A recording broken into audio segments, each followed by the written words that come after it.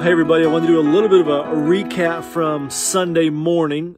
This past Sunday at church, part of what we did is we just celebrated what God has done in our midst and the way He's blessed us and how God has been so faithful to be with us through a very difficult kind of year. And so we just kind of highlighted some of the things that we've been able to do, some of the work we've been able to do, and the folks we've been able to help with. And so part of Sunday was just celebrating that, thanking you for your generosity and your support over this past year, and just giving all thanks and praise to God for His constant goodness. And one of the things that we zeroed in on Sunday as a church was this foundational, settled belief that we have that the reason why our church is still here after 202 years is we're here to love God, to love one another, and love the lost to Christ. And one of the things I'm realizing, the older I get, as the years go by, and as I have more life experience and talk to more people about their life experiences, one of the things I'm finding that the people who love, they always have the best stories. People who are able to love God and love their neighbors well, they always have the best stories.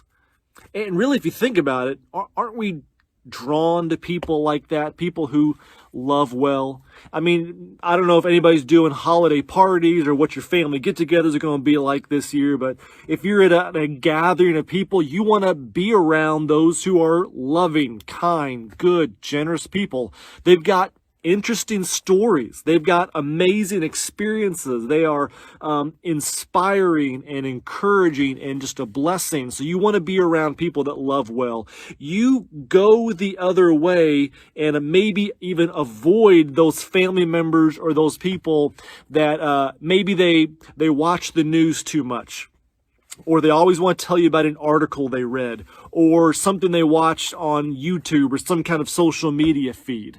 The kind of people that are prone to debates and lectures and long, drawn-out discourses. We avoid those kind of people. But you're drawn to people who love and who do it well.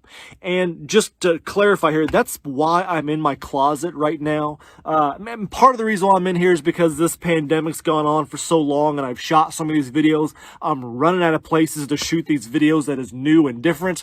But the other reason is I wanted to show you this pair of shoes here.